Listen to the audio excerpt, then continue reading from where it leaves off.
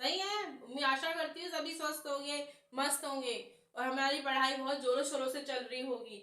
देखो एनसीईआरटी वाले स्टूडेंट्स, मतलब CBSE students, state board, ICSE students, आप सभी क्या कीजिए, क्या करना है आप लोगों को, पढ़ना है, क्योंकि पढ़ने से ही होता है। मैं बार बार कहती हूँ ना, सॉरी थोड़ा स्लिप टंग हो गया कि टंग स्लिप हो गई, तो हर बार क्या कहती हूँ, पढ़ना है, पढ़िए, जितना हो सके उतना पढ़िए। तो अब हमारा चैप्टर हम आगे की तरफ ले जाते हैं। मैंने फर्स्ट चैप्टर अपना स्टार्ट कर दिया था इकोनॉमिक्स में 12th क्लास के लिए।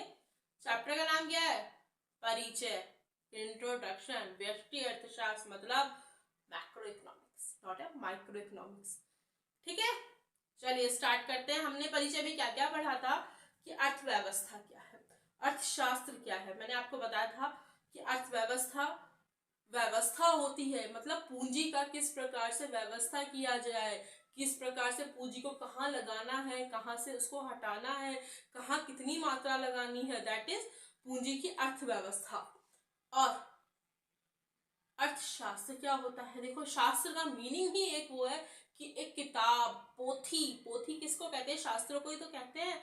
तो पोथी में यानी कि जितना भी ज्ञान भरा है किसी चीज के लिए, दैट इज अर्थशास्त्र। मतलब पूंजी के बारे में, जहां से हमें अर्थ के बारे में, जहां से हमें जानकारी मिलती है, किस प्रकार से हमारे अर्थ को, हमें हमारी पूंजी को किस प्रकार से लगाना है, किस प्रकार से उसे कहाँ निवेश करना है, कहाँ से उसे हटाना है, कहाँ उसकी जरूरत ज्यादा है, कहाँ उसकी जरूरत कम है, वो सब एक जगह जहां मेंशन है ना, उसे ही अर्थशास्त्र कहते हैं।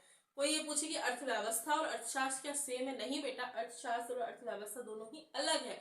हमारा 1 नंबर का क्वेश्चन ही आ सकता है। चलिए अब हमारे चैप्टर को हम आगे बढ़ाते हैं। मैंने आपको वो क्या कहते हैं कि इसके बाद की मैंने समस्याओं से पहले एक चीज और करवाई थी, गतिविधियां करवा दी है। अब हम क्या पढ़ते हैं, अर्थव्यवस्था का मेन क्या है हमारा, अर्थव्यवस्था की केंद्रीय समस्याएं।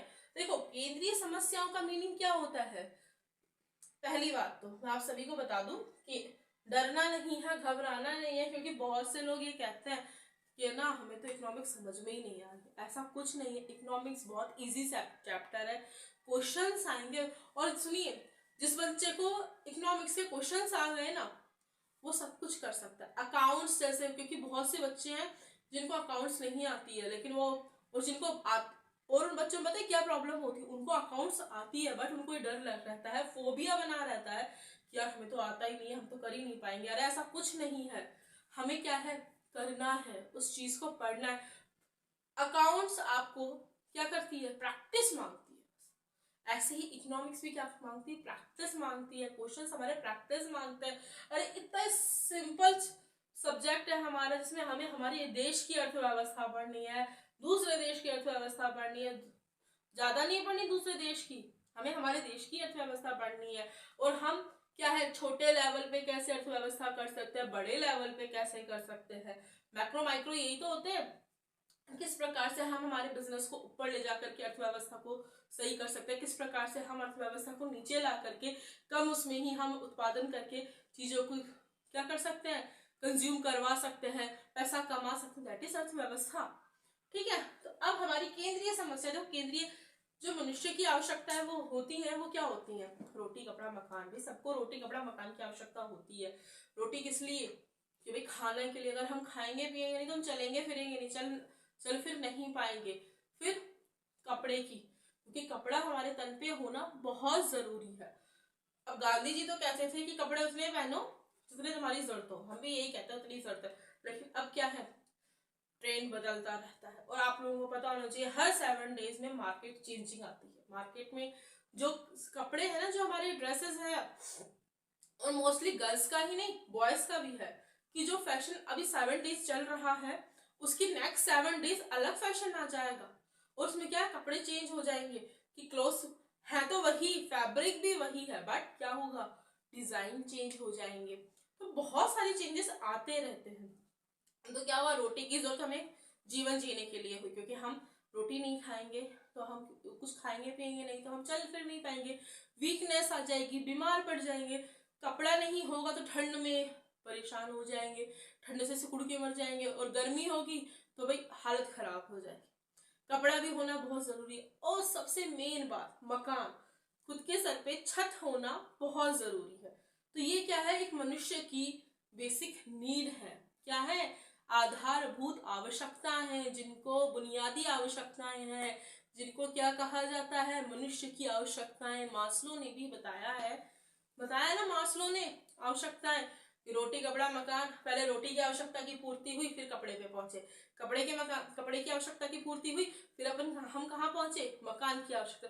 और मकान की आवश्यकता की पूर्ति जैसे ही हो गई, हम और चीज सांसारिक मोह माया में फंस के रहते हैं। दैट इज क्या, आवश्यकताएं। तो ऐसे ही अर्थव्यवस्था की कुछ केंद्रीय समस्याएं हैं। पहले केंद्रीय समस्याएं है क्या, किस तरह की होती हैं, हम वो देखते हैं। चलिए देखते हैं। देखो, अर्थव्यवस्था की केंद्रीय समस्या, केंद्र का मीन्स क्या होता है। एक मिनट, ये देखो सर्कल दिख रहा है ना सबको, ये सर्कल है। इसमें दैट वन हमने इसके 4 पार्ट कर लिए। 4 पार्ट हमने सेम जगह से किए, सॉरी यहाँ से नहीं, सेम जगह से करते हैं हम इसके 4 पार्ट्स। ये किए, दैट इज केंद्र बिंदु। जहां तक मैं जानती हूँ हमने 10वीं क्लास तक, 10th क्लास तक सबने सेंटर पढ़ा है, क्योंकि हम जब परिधि बनाते थे, पाई निकालते थे, तो हम यही तो निकालते थे कि बस त्रिज्या क्या होगी। तो इसको त्रिज्या ना मान के इसको क्या मानना है, सेंटर बिंदु। हम ये नहीं कहते कि भारत की राजधानी क्या है, इंडिया की कैपिटल क्या है, नहीं, इंडिया नहीं बोलना, हमें भारत ही बोलना है, क्योंकि हमारे देश का नाम क्या हो गया है इंग्लिश में भी, भारत। सुना ना आप लोगों ने। अभी जो जी समिट हुआ है, G20 समिट हुआ है हमारे इंडिया में, उसमें चेंज कर दिया गया है ना, क्या कर दिया गया, भारत। तो हमारे भारत की राजधानी कैपिटल क्या है, what is capital of Bharat, Delhi, new Delhi. New Delhi तो है हमारी। न्यू दिल्ली क्या है, सेंटर में है, दैट इज इंडिया। आप मुझे देखो, मेरी ड्राइंग्स अच्छी नहीं है, मैं आपको पहले ही बता दूं। तो इंडिया, इसमें ये क्या है, दिल्ली कहाँ है, यहाँ सेंटर में। इसके सेंटर में दिल्ली होने के बाद यहाँ आसपास सारे हमारे कंट्री के क्या है, भारत के राज्य हैं ये इसके अंदर की तरफ, और इसके बाहर की तरफ क्या है, देश है। पाकिस्तान हुआ, भूटान हुआ, नेपाल हुआ, चीन हुए, तिब्बत हुए, ये क्या है, भारत के पास पड़ोसी देश है। क्या है, पड़ोसी देश है, नेपाल, चीन, भूटान। चलो, हमारा सब्जेक्ट वो नहीं है, हमारा सब्जेक्ट है केंद्र। तो हमारा केंद्र क्या है, सेंटर क्या है, दैट इज। तो ऐसे केंद्रीय समस्या, जो प्रमुख समस्याएं है ना, वो क्या है, तो देखो, वस्तुओं व सेवाओं का उत्पादन, मतलब कि प्रोटेक्शन करते हैं, उनको उगाते हैं। किसान भी खेती करता है, तो खेती करने में वो भी क्या है, अनाज का उत्पादन करता है। विनिमय, हाँ, मैं आपको भी लिखवा देती हूँ कि पहले लिख लीजिए आप, 3-4 की पॉइंट्स लिखिए, फटाफट लिखिए, मैं आपको समझाती हूँ, लिखिए। उत्पादन क्या होता है, उत्पादन वो होता है, उत्पादन उसे कहा जाता है जिसमें किसी चीज को उगाया जाए, बनाया जाए। जैसे कि लिख लो, उदाहरण के लिए लिख लो, हमें समझना है, हमें वहां उत्पादन, विनिमय ये नहीं लिख के आना, लेकिन हमें क्या है, उत्पादन, विनिमय और उपभोग, इन तीनों वर्ड्स का हमें मीनिंग पता होना चाहिए बच्चों, क्योंकि हमें इनका वर्ड्स का मीनिंग पता नहीं होगा तो हम नहीं वो कर सकते। देखो, आप क्या, कोई भी नहीं कर सकता। मैंने 11th-12th जब पढ़ी थी ना, तो मैंने भी हमारी 11th में उपभोग पढ़ा था। उपभोग तो चलो हम बचपन से जानते हैं, 6th क्लास में पता रहता है कि उपभोग क्या होता है, जो हम खाते हैं, जिनका हम यूज करते हैं, दैट इज कंज्यूम। उसको ही कंज्यूम को ही क्या बोलते हैं, उपभोग कहते हैं। विनिमय हमने 11th-12th में पढ़ा है, वस्तुओं का आदान प्रदान, एक व्यक्ति से दूसरे व्यक्ति, ग्राहक, क्रेता विक्रेता होते हैं, जो हमारा सेलर बायर होता है, उसमें भी तो विनिमय होता है। भाई, एक बंदा वस्तुओं का आदान प्रदान कर रहा है, वस्तु खरीद रहा है, खरीदने के बदले क्या दे रहा है, पैसा दे रहा है। ठीक है, तो अब आप लिखो, तो ये 3 वर्ड्स है, मैं इसको लिखवा देती हूँ, फटाफट लिख लीजिए। उत्पादन वह प्रक्रिया है जिसमें किसी चीज को उगाया जाता है, बनाया जाता है, लोगों के उपयोग के लिए, लिखे, लोगों के उपयोग में लेने के लिए, लोगों के उपयोग हेतु, उसे क्या कहते हैं, उत्पादन कहते हैं। उदाहरण लिख लीजिए, लिखिए उदाहरण फटाफट लिखिए। लिख लिया, अब उदाहरण लिखिए। जैसे कि किसान अपने खेत में अनाज उगाता है। बाजरे की खेती करता है, किसान अपने खेत में अनाज उगाता है, बाजरे की खेती करता है, मक्का की खेती करता है, तो वो जो खेती कर रहा है उसे उत्पादन कहा जाएगा। क्या कहा जाएगा? उत्पादन, प्रोडक्शन। ठीक है, लिख लिया। अब नेक्स्ट पॉइंट है हमारा विनिमय। लिखिए, बहुत सिंपल सिंपल वर्ड्स है, टेंशन लेने की जरूरत नहीं है। पढ़ना है, मैंने क्या कहा, पढ़ोगे, पढ़ने से होता है, और पढ़ने से क्या होगा, हम पास होंगे। हाँ, एक चीज की मैं आपको श्योरिटी जरूर दे रही हूँ, आप लोग अपनी बुक्स में पढ़ रहे हैं, एनसीईआरटी की बुक्स में, हम सब यही चाहते, देखो आपका ही नहीं, मेरा भी वो है कि मैं भी ये चाहती हूँ मुझे सारी चीजें एक जगह लिखी हुई मिल जाए, मुझे बार बार पेज ना पलटने पड़े। भाई बुक्स, नोटबुक वगैरह में लिखते हैं तो भी कि भाई पेजेस एक जगह ही, एक ही नोटबुक पर सारी चीजें मुझे मिल जाए, लेकिन वो सारी चीजें मिले जिससे मेरा क्या एग्जाम में मुझे बहुत हेल्प हो सके।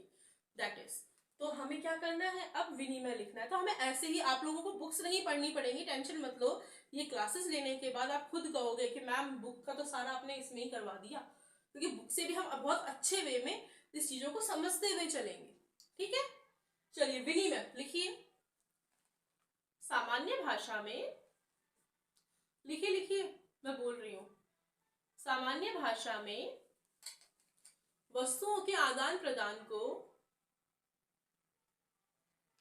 सामान्य भाषा में वस्तुओं के आदान प्रदान को विनिमय कहते हैं।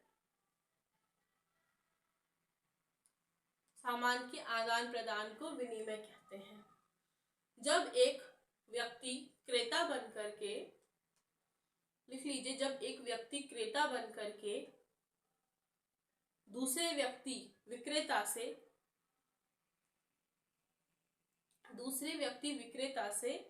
पैसों के बदले में कोई सामान लेता है तो वह भी विनिमय कहलाता है। जब एक व्यक्ति क्रेता बन करके दूसरे व्यक्ति विक्रेता से पैसों के बदले में कोई सामान खरीदता है तो वह विनिमय कहलाता है। सामान्य भाषा में आपको लिखवा दिया, वस्तुओं का आदान प्रदान, विचारों का आदान प्रदान, वस्तुओं का यानी विचारों का भी आदान प्रदान क्या कहलाता है, विनिमय कहलाता है। लेकिन हम इस विचारों को नहीं लेंगे, क्योंकि विचार का कहाँ आते हैं, समन्वय में, कम्युनिकेशन में। ओके, अब नेक्स्ट क्या है, उपभोग। उपभोग, उपभोग क्या होता है, लिख लीजिए। जब किसी के द्वारा कोई चीज उत्पादित की जाती है, देखिए, जब किसी के द्वारा कोई चीज उत्पादित की जाती है और किसी अन्य व्यक्ति द्वारा उसे उपभोग किया जाता है, अपने उपयोग में लिया जाता है, तब वह क्या कहलाता है, उपभोग कहलाता है। अब वापस लिख लीजिए, एक दूसरी इसमें लिखिए, जब किसान, उदाहरण लिख लीजिए, जब किसान खेती करके अनाज उगाता है, जब किसान खेती करके अनाज उगाता है, तब अन्य व्यक्तियों द्वारा उस अनाज का उपयोग करना ही उपभोग कहलाता है। ये उदाहरण है हमारा। ठीक है, अब चलिए, अब हम इसको देखते हैं। वस्तुओं व सेवाओं का उत्पादन, प्रोडक्शन, विनिमय मतलब क्या होगा, वस्तुओं का आदान प्रदान, उपभोग मतलब उपयोग, जीवन की बुनियादी मतलब, बुनियादी से मीनिंग क्या होता है, आधारभूत, बेसिक, क्या है, बुनियादी आर्थिक गतिविधियों में से एक है। क्या क्या है, उत्पादन, प्रोडक्शन होगा, प्रोडक्शन होगा तभी तो आगे का सामान हम खरीद और बेच पाएंगे। फिर क्या है, विनिमय होगा, विनिमय के बाद उपभोग होगा, तो क्या होगा, जीवन की बुनियादी आर्थिक गतिविधियों में से है। इन बुनियादी आर्थिक गतिविधियों के दौरान हर समाज को संसाधनों की कमी का सामना करना पड़ता है, और यह संसाधनों की कमी है जो पसंद की समस्या को जन्म देती है, चयन की समस्या को जन्म देती है। किसकी, चयन की। यही हमारी बुक में लिखा हुआ है सेम। देखो, यहाँ तक तो समझ में आ गया कि भैया आर्थिक गतिविधियों में से है उत्पादन, विनिमय और उपभोग, क्या है, हमारी बुनियादी आर्थिक गतिविधियां हैं। अब है, इन बुनियादी आर्थिक गतिविधियों के दौरान हर समाज अनाज को संसाधनों की कमी का सामना करना पड़ता है। अरे भाई अनाज आया है, अनाज को हम यूज करेंगे, तो एक टाइम ऐसा भी तो घर में भी तो होता है कि हमने है ना अनाज ला करके, गेहूं, जो चना, जो भी कुछ हम जिसकी भी रोटी चपाती खाते हैं, वो सारा सामान लेकर के हम आ गए, हमने उसको टंकी में भर दिया, जो स्टील के टैंकर आते हैं ना जिसमें हम घर में अनाज वगैरह भरते हैं, उसमें हमने भर दिया। भाई यूज करते करते, कंज्यूम करते करते वो चीजें खत्म भी तो होंगी। ये तो है नहीं कि हम यूज करते जा रहे और वो भरी रहेंगी, नहीं, तो क्या होंगी, खत्म भी होंगी। तो वही है कि जब उसमें कमी आ जाती है और कमी का सामना करना पड़ता है, ऐसे ही मोस्टली हमारे देश में बाजरा, गेहूं, चना, मक्का, मक्का हमारे नहीं, बहुत ज्यादा हमारे देश में नहीं, मैक्सिको का है मक्का, ध्यान रखना, सबसे ज्यादा मक्के की खेती कहाँ होती है, मैक्सिको में होती है, but that is not in geography class, अर्थव्यवस्था है। तो उसमें क्या होता है, हम यूज करते जाते हैं, अचानक वो क्या होता है, संसाधन जो रिसोर्सेज होते हैं ना वो कम हो जाते हैं। किसी भी, हम अभी तक तो हम अनाज का ले रहे थे, देखो टीचर का भी नहीं, डॉक्टर भी इक्विपमेंट्स काम में लेता है किसी के लिए, तो क्या है वो भी काम में लेते लेते उसके इक्विपमेंट्स भी कम हो जाते हैं, उसके पास लोग ज्यादा आ रहे होते हैं, तो उसके पास क्या हो गया, रिसोर्सेज की कमी होगी। दवाइयाँ हैं, दवाइयाँ एक लिमिटेड मात्रा में नहीं बनती हैं, दवाइयाँ बल्क में बनती हैं, बट दवाइयाँ भी क्या होती हैं, खत्म हो जाती है ना। एक तभी ज्यादा लोग जब जिस चीज को कंज्यूम कर रहे हैं, ज्यादा चीजें ले रहे हैं, तब क्या होगा, संसाधनों की कमी तो अपने आप ही हो जाएगी, होगी ना संसाधनों की कमी। तो इसी प्रकार क्या है, संसाधनों की कमी जब हो जाती है, संसाधनों की कमी का हमें जब सामना करना पड़ता है, और ये संसाधनों की जो कमी है ना, यही क्या बनती है, जब पसंद की समस्या को जन्म देती है, मतलब चयन की समस्या को जन्म देती है। चलिए, ये तो दवाइयों का मैं एक एग्जांपल देती हूँ कि हम सब परफ्यूम खरीदते हैं, परफ्यूम में हम क्या खरीद रहे हैं, कौन सा, एक्स का परफ्यूम खरीदते हैं, मान के चलिए एक्स का परफ्यूम है, वो क्या है, जेंट्स और लेडीज दोनों यूज करते हैं, मेल फीमेल, आदमी और पुरुष दोनों यूज करते हैं, दोनों के लिए आता है कि मेल का फीमेल का भी कर रहे हैं। अब अभी तक तो मैं वो पेरिस का वो यूज कर रही थी, पेरिस वाला कर रही थी परफ्यूम यूज, लेकिन मैंने एक्स का सुना कि बहुत अच्छा वो है, 24 आवर्स के लिए भी बहुत सही रहता है और अपनी स्किन को परेशानी नहीं देता, सब कुछ बहुत अच्छा है। मैं इसको वो क्या करूँगी, मैंने इसको पसंद कर लिया कि भाई मुझे तो यही खरीदना है। मैंने मेरे घर वालों को बताया, उन्होंने कहा हमें भी यही खरीदना है, रिश्तेदारों को बताया तो उन्होंने भी कहा, और बाकी लोग तो कंज्यूम कर ही रहे हैं। अब क्या हुआ, बहुत ज्यादा मात्रा में एक्स का क्या हुआ, परफ्यूम सेल आउट होने लगा, बिकने लगा। तो क्या हुआ, वो जो बहुत सारा जो प्रोडक्शन उन्होंने किया था ना, अचानक उनके प्रोडक्शन के जो सोर्स थे ना वो कम हो गए, क्योंकि एक साथ क्या हुआ, बाजार ने छलांग मारी। और बाजार छलांग ऐसे नहीं मारता, कई बार ऐसा धीरे धीरे चीजें वो होती है कि भाई अब एक्स का परफ्यूम बिकने लगा, तो लोगों ने क्या किया, वो जो दुकानदार थे ना, उन्होंने सोचा कि अभी तो ऐसे ही बिक रहा है, अचानक उनको क्या हुआ, एक दिन में 10 बंदे आ रहे हैं एक्स का परफ्यूम खरीदने में, एक दिन में 20 बंदे आ रहे हैं, तो क्या हुआ, वो चीजें कम होगी। तो संसाधनों की जो कमी होती है ना, जब कमी आती है वही तो लोगों की पसंद का चयन बनती है, कारण बनती है। तो सब जो पसंद की समस्या क्या बनती है, को जन्म देती है, संसाधनों की कमी पसंद की समस्या को जन्म देती है। ध्यान रखना, संसाधनों की कमी का होना ही पसंद की चयन की समस्या को जन्म देती है। समझ में आया? अब देखो, ये सब तो हमने पढ़ लिया कि भाई किसान क्या है, अनाज उगाता है, उत्पादन करता है, उसको बेचता है, फिर उसको खुद को भी तो उपयोग करना होता है, कुछ सामान अपने रखकर बाकी को मार्केट में बेच आता है। मोची है, जूते सिलता है, उसके पास भी क्या होता है, वो भी लोगों की जूते गाड़ता है, धागा खत्म होने पे बहुत सारे लोग उसके पास जूते गठवाने आ गए, तो क्या हुआ, धागा उसका खत्म हो गया, तो संसाधन की कमी आ गई ना। ऐसे बहुत सारे एग्जाम्पल है। अब हमें क्या पढ़ना है कि देखो, किन वस्तुओं का उत्पादन किया जाए, कितनी मात्रा में किया जाए। देखो ये तो बहुत सही है कि कौन सी वस्तुएं ऐसी हैं जिनका हम उत्पादन करें और कितनी मात्रा में करें। भाई कौन सी ऐसी वस्तुएं जिनका यूजफुल हो सकता है, जो प्रोडक्शन होता है वो यूजफुल हो, और कितनी क्वांटिटी में हो, क्वांटिटी भी तो बहुत जरूरी है। देखो हम जब क्या करते हैं, किसान जब खेती करता है ना, तो वो उसमें क्या करता है, गेहूं, अनाज, दलहन जिसको हम दालें बोलते हैं, तिलहन जिसको हम क्या बोलते हैं, तेल, सरसों, राई, सोयाबीन, वो मूंगफली की मूंगफली, तो उन सब की भी खेती होती है। आप लोग ये समझ रहे हैं कि तिलहन जो तेल होते हैं वो ऐसे ही निकल जाते हैं? नहीं बच्चों, किसान खेती करता है तिलहन की भी, जिसमें क्या होती है, सरसों का तेल होता है, सोयाबीन होता है, सनफ्लावर होता है, सूरजमुखी का भी तेल होता है, और कोकोनट वाला कोकोनट जो ऑयल होता है उसके लिए भी कोकोनट होते हैं, उसको सुखाया जाता है, खोपरा बनाया जाता है, खोपरे को फिर क्रश करके क्या कहता है, ऑयल निकाला जाता है। यूट्यूब पे भी हमारे बहुत सारे वो हैं कि देख रहे कैसे कोकोनट का वो निकाला जाता है। तो इस तरह तिलहन बनता है, तिलहन से तेल बनते हैं, खेती की जाती है। तो क्या करेगा, खेती करेगा, उत्पादन करेगा, बहुत बल्क मात्रा में करेगा। एक किसान मान के चलो 200 किलो, 200 किलो हम कहते हैं, 200 किलो चलो छोड़ो, हम ये कहते हैं कि वो 500 kg, यानी कि 5 क्विंटल, एक क्विंटल में कितने किलो होते हैं, 100 kg होते हैं। 5 क्विंटल वो कर रहा है एक किसान, उसने कर लिया, उसने 500 क्विंटल में से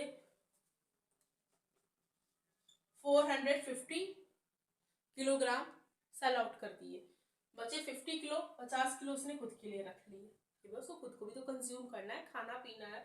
और किसान होता है, उसके पास गाय भैंस भी होती है, उन सबको भी उसको खिलाना पिलाना होता है, तो बचा लिया, उसने खुद का कंज्यूम किया लोगों के लिए। अब कितनी मात्रा में करना है, किस तरीके से करना है भाई, गेहूं अनाज, जो अनाज होता है उनका तो हम कर देते हैं, फिर दलहन किस मात्रा में की जाए, कैफीन, कॉफी, चाय की पत्ती, इनकी कितनी मात्रा हो, तिलहन की कितनी मात्रा हो, और किस प्रकार से इनका उत्पादन किया जाए, और ये लोगों तक पहुंचेंगी या नहीं, किन लोगों तक किस प्रकार से पहुंचेंगी, और किन लोगों, और इसमें पता है आप लोगों को, जो ये रेट्स होते हैं ना अनाज के, दलहन के, तिलहन के, ये लोगों के अकॉर्डिंग होते हैं।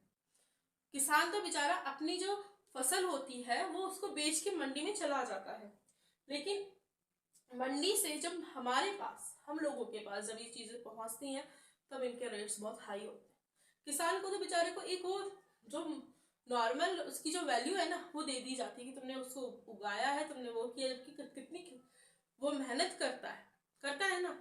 तो ऐसे कि किन वस्तुओं का उत्पादन किया जाए, कितनी मात्रा में, हमें क्वांटिटी देखनी पड़ती है भाई, लोगों तक पहुंचेगी या नहीं, सब लोगों में डिस्ट्रीब्यूट हो पाएगी या नहीं, लोग बाग उसको कंज्यूम कर सकेंगे या नहीं। जैसे जैसे मात्रा उसकी क्या कम होती जाती है ना, और लोग ज्यादा आते हैं, तो वो क्या है, प्राइस बढ़ते हैं ना प्राइस। तो किन वस्तुओं का उत्पादन किया जाए, कितनी मात्रा में किया जाए, ये अर्थव्यवस्था में बहुत जरूरी है, उसकी केंद्रीय समस्या भी है। फिर इन वस्तुओं का उत्पादन कैसे करते हैं भाई, कैसे करते हैं वस्तुओं का उत्पादन, वस्तुओं का उत्पादन करने के लिए हमें सीड्स भी लाना पड़ेगा। हम देखो किसान वाला एग्जांपल हमने इसलिए लिया है, सॉरी, किसान वाला एग्जांपल हमने इसलिए, हमारी बुक में भी किसान वाले एग्जांपल दिए हुए हैं कि भाई हमें किस मात्रा में किस प्रकार से करना है, ये हमें बहुत ही देखना पड़ता है। एक सेकंड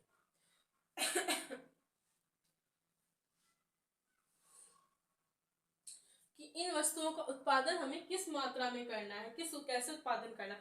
उत्पादन हम कैसे करते हैं, बीजों को उगाएंगे, उसमें सिंचाई करेंगे ना, पानी देंगे, उसमें बहुत सारी हमारी मेहनत लग रही है, किसान की बहुत मेहनत लग रही है।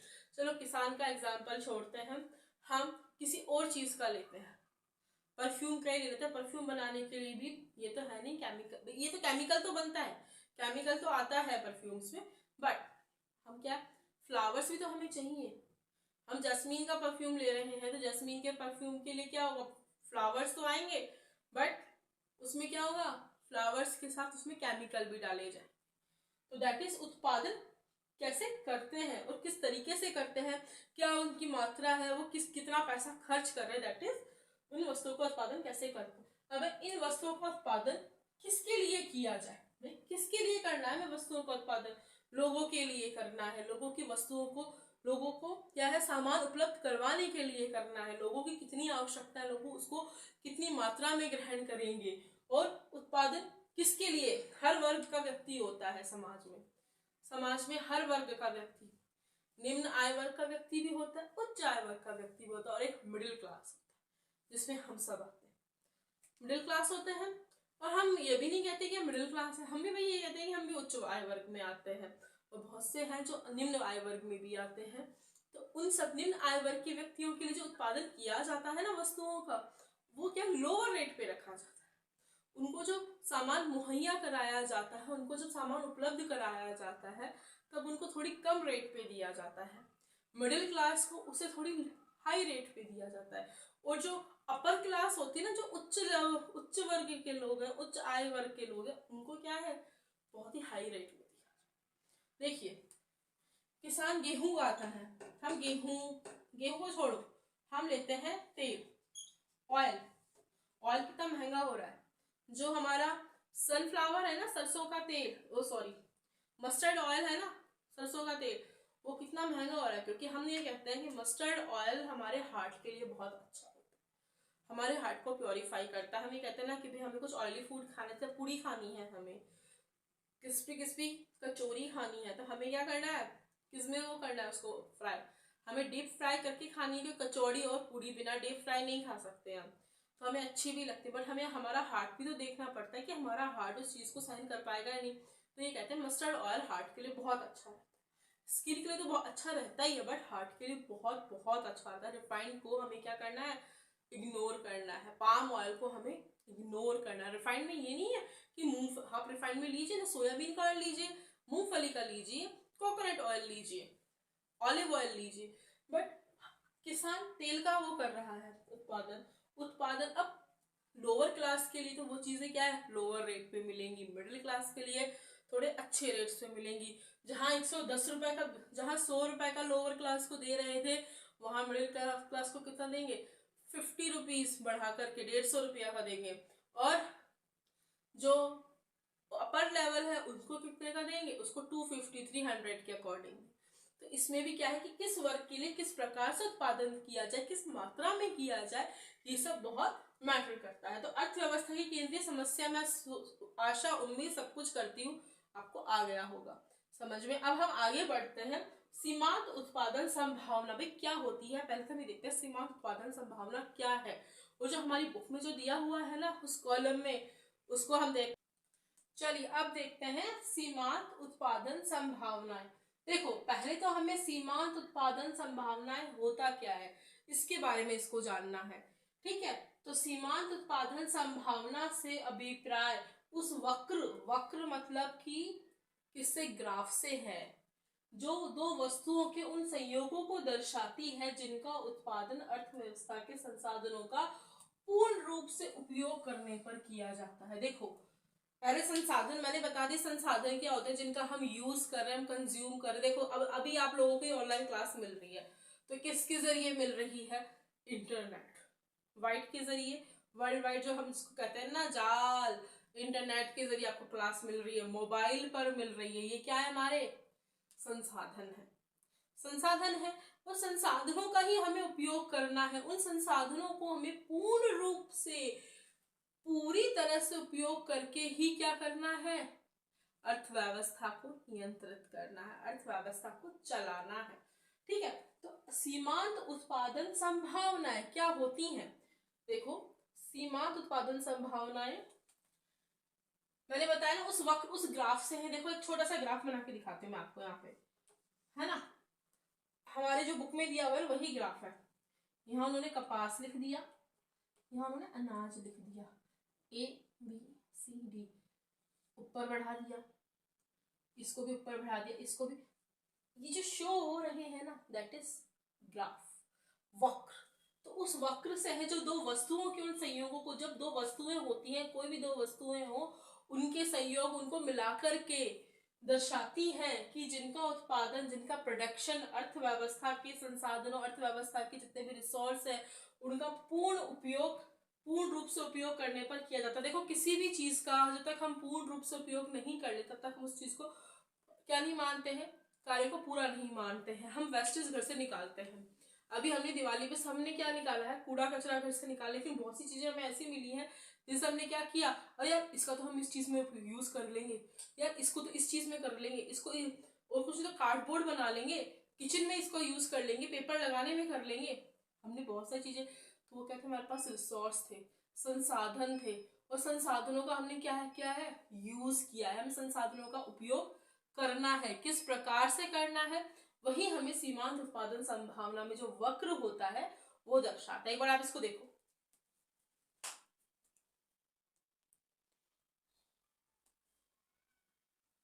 देखा। तो इसमें कभी भी जब दो वस्तुएं, देखो हमें ये देखना होता है कि कौन से व्यक्ति किस चीज को ज्यादा यूज में ले, है ना, हमें सबको ध्यान में रख कर, क्योंकि जब संसाधन की कमी आ जाएगी तो फिर हम क्या करेंगे। संसाधन, अनाज भी हमारे पास संसाधन है, पेट्रोल हमारे पास संसाधन है, तिलहन हमारे पास संसाधन है।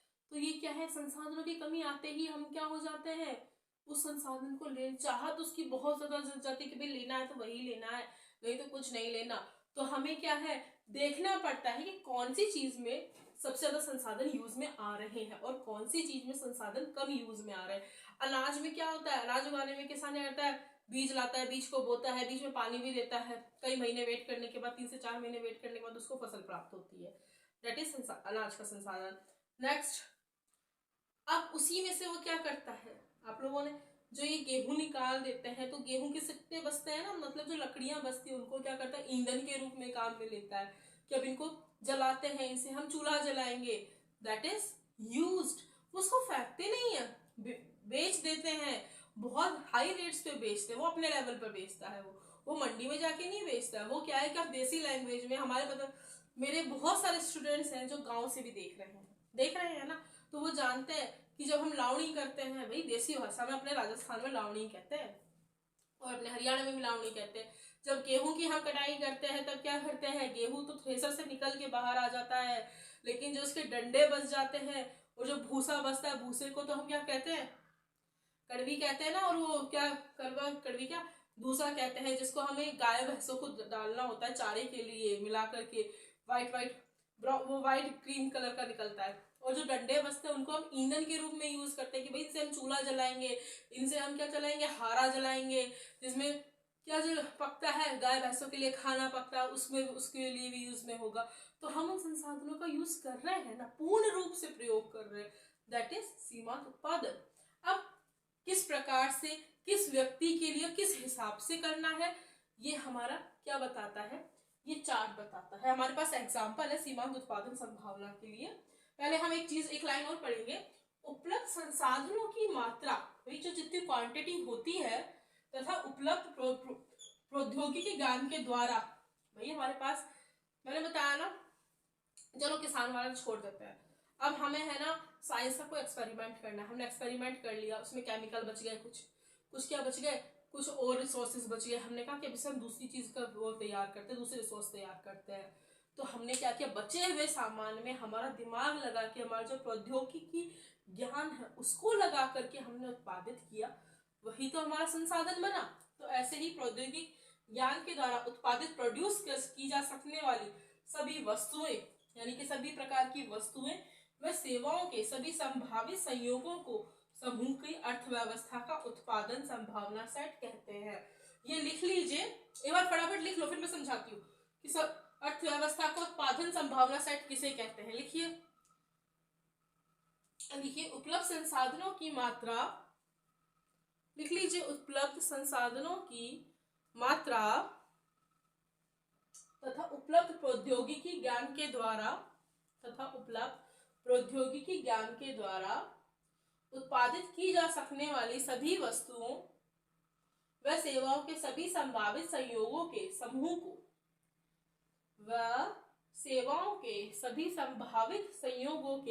को, अर्थव्यवस्था का उत्पादन संभावना सेट कहते हैं। समझ में आया? मतलब कि हमारे पास जो चीजें बच गई हैं उनका हम पूर्ण तरीके से उपयोग करना है। पूर्ण तरीके से उपयोग कैसे करना है? दिमाग लगा के करना है, अपने प्रौद्योगिकी ज्ञान, अपनी नॉलेज को हमें लेना है, नॉलेज से हमें संसाधन को बनाना है पूर्ण रूप से। तो उससे जो प्रोड्यूस होंगी ना चीजें, सामान प्रोड्यूस होगा, जो वस्तुएं प्रोड्यूस होंगी, उनको ही क्या कहते हैं? अर्थव्यवस्था का उत्पादन संभावना सेट कहते हैं। ठीक है, अब हमारा है, अभी आप लोग देख रहे होंगे ये चार्ट, हमारी बुक में एक एग्जाम्पल दिया हुआ है उदाहरण के समझाने के लिए दिया हुआ है, तो हम भी पढ़ते हैं। क्या वो है कि भाई किसी भी अर्थव्यवस्था के लिए हम मान लेते हैं कि अनाज भी उगाया जा रहा है और कपास भी उगाई जा रही है। अनाज किस मात्रा में उगाया जा रहा है? संभावनाएं देखो, ABCD 5 तरह की संभावनाएं हैं। 5 तरह की संभावना में एक में अनाज उगा रहे हैं, एक में क्या है? अनाज बिल्कुल नहीं उगा रहे, लेकिन वहां कपास की खेती बहुत ज्यादा हो रही है। ग्राफ से समझिएगा, ठीक है। पहले आप लोग एक बार ये चार्ट उतार लो बेटा, सब उतार लीजिए अगर उतार रहे हैं। वैसे अब बस समझने की वो है, हमारे पास सब कुछ है, नोट्स वगैरह है, बस मैंने भी शॉर्ट शॉर्ट में वो लिखवाया जो हमारे एग्जाम में हमें लिखना बहुत जरूरी है, क्योंकि एक बार आप लोग को समझ में आ जाएगा ना तो आप कहीं भी स्टिक नहीं होगे, कहीं भी नहीं रुकेंगे, इतनी तो मैं आपको श्योरिटी देती हूँ। लेकिन हाँ, उसके सबको पार्टी जरूर देनी पड़ेगी, ठीक है मैम को। अब देखो संभावनाएं अनाज कपास, जो ए प्रकार की संभावना है उसमें क्या है, अनाज हम बिल्कुल नहीं उगा रहे हैं, जीरो है, मतलब अनाज की खेती हम बिल्कुल नहीं कर रहे। बट हमने क्या किया, जो खेत थे ना हमारे 10 बीघा खेत है, 10 बीघा खेत में हमने अनाज बिल्कुल नहीं उगाया, हमने क्या किया है, कपास को उगा दिया है।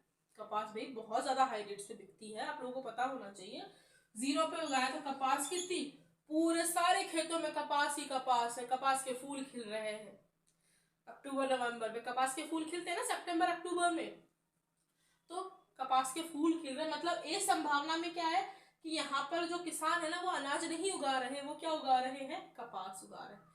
बी प्रकार की जो संभावना है ना, इनको हम कंट्री, इनको स्टेट मान लेते हैं, जैसे कि राजस्थान, हरियाणा, है ना, इसको मान लेते हैं बंगाल, बिहार, यूपी, ठीक है।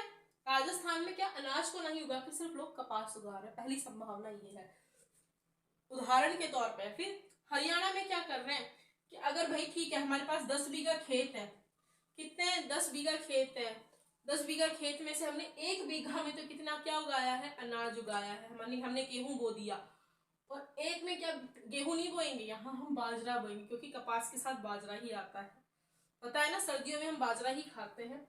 तो इन्होंने 1 बीघा में तो क्या बो दिया, 10 बीघा खेत थे, समझ लेना, 1 बीघा में इन्होंने बाजरा बो दिया और 9 बीघा में इन्होंने क्या बोया है, कपास बोया है। मतलब यहाँ भी ये मोटे पैसे छापेंगे भाई, कपास ये तो है नहीं खुद के यूज में ले लेंगे, कपास को बेचेंगे ना, फूल निकाल के उसका जो अंदर का व्हाइट वाला पार्ट होता है जिसको हम कॉटन बोलते हैं, कीड़े वीड़े साफ करके उसको बेच देंगे। तो ये दूसरी संभावना थी कि इसमें 1% ही तुमने क्या किया, 100 में से तुमने 10% ही वो अनाज उगाया है, बाकी 9%, 90% तुमने क्या कपास उगाई है। बंगाल में क्या किया है, बंगाल में वैसे कपास नहीं उगाते बट फिर भी हम इसको लेते हैं। बंगाल में तुमने 10 बीघा खेत में से 3 खेतों में, 3 बीघा खेत में आप लोगों ने क्या किया है, बंगाल के लोगों ने 3 बीघा में गेहूं उगाया, अनाज उगाया, किसी भी प्रकार का अनाज उगाया, है ना, और कपास उगाई 7। कपास कितनी उगाई है, 7 बीघा में उगाई है, मतलब सवारा जो 10 बीघा का खेत है, हमने 10 बीघा ही खेत माना है।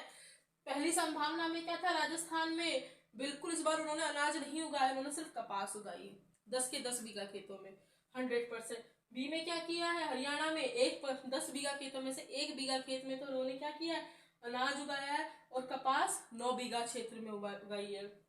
बंगाल में क्या किया है, अनाज 3 उस पे उगाया है, नहीं बंगाल का ये यहाँ आएगा ना, सॉरी बंगाल, ये हमने थोड़ा यहाँ लिख दिया बंगाल, ठीक है।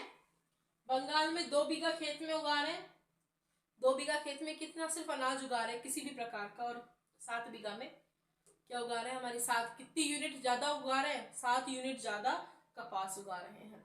ऐसे ही बिहार में सिर्फ 3 यूनिट अनाज की उगा रहे हैं और कपास की 4 यूनिट, यानी कि 4 बीघा खेत में कपास उगा रहे हैं। अब यूपी में क्या किया है, यूपी में वो जो 10 बीघा खेत था ना उसमें उन्होंने क्या किया, 4 बीघा में तो अनाज उगा दिया, और बाकी का जो 6 बीघा था ना उन्होंने कुछ नहीं उगाया, उसमें उन्होंने फल फ्रूट सब्जियां उगा दी। तो मतलब कि अलग अलग प्रकार के हमने उदाहरण के तौर पे दिए हैं, हमारी बुक में ये स्टेट नहीं दिए हुए हैं एनसीईआरटी की, हमने सिर्फ एग्जाम्पल के तौर पे लिए हैं कि पहली संभावना अगर राजस्थान में होती है और उसमें अनाज 10 बीघा किसी किसान के पास खेत है तो अनाज कितना उगाएगा, 0 उगाएगा, कुछ भी नहीं उगाएगा। कपास से उसको पता है मोटा पैसा प्राप्त होगा तो कपास उगाएगा। हरियाणा में क्या है कि 10 बीघा खेत में से वो एक बीघा खेत में तो क्या उगाएगा, अनाज उगाएगा, और 9 बीघा खेत में कपास उगाएगा। बंगाल में क्या है, अनाज 2 बीघा उगाएगा और कपास 7 बीघा। बिहार वाले क्या करेंगे, 3 बीघा में तो अनाज उगाएंगे और 4 बीघा में क्या है, कपास उगाएंगे। और यूपी वाले क्या करेंगे, 4 बीघा में तो कपास और बाकी का 6 बीघा कुछ और उगा देंगे, कपास नहीं उगाएंगे। तो इस तरह हमारी उत्पादन संभावना है भाई, कहाँ कहाँ कितना प्रोडक्शन और किस चीज का हो रहा है। ये तो अनाज का प्रोडक्शन 0 1 2 3 4 हो रहा है, कपास का क्या हो रहा है 10 9 7 फिर 4 ही रह गया। अलग अलग उसमें अलग अलग संभावनाएं होती हैं। तो अब इसको हम एक ग्राफ से समझते हैं। हमारा ग्राफ भी तो दिया हुआ है ना, देखो एक सेकंड मुझे डस्टर लेने दो।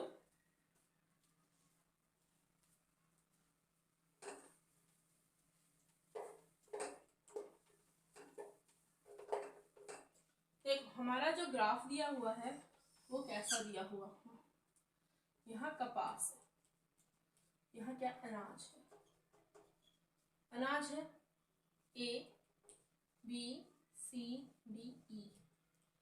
इस तरीके से हमारा क्या था, 0 था, 1 2 3 4 ये थी। ABCD पे कितना अनाज कितना हो रहा था भाई, अनाज की कम है और कपास की ज्यादा है। कपास की क्या है, अनाज की तो कम क्वांटिटी है, कम संभावना है, और अनाज कपास की बहुत ज्यादा संभावना है। तो यही वक्र हमें क्या दर्शाता है, हमारा सीमांत उत्पादन संभावनाएं। इस पे जो हमें मिलता है उन्हें सीमांत उत्पादन लागत कहते हैं। मतलब कि इसमें जो पैसा खर्च किया जाता है पूर्ण संसाधन को उपयोग में ला करके, उसके प्रौद्योगिक ज्ञान को अपने दिमाग में रख करके जब हम संसाधनों का पूरी तरीके से उपयोग करते हैं, वो क्या कहलाता है, सीमांत उत्पादन लागत, जिसमें लागत लगती है।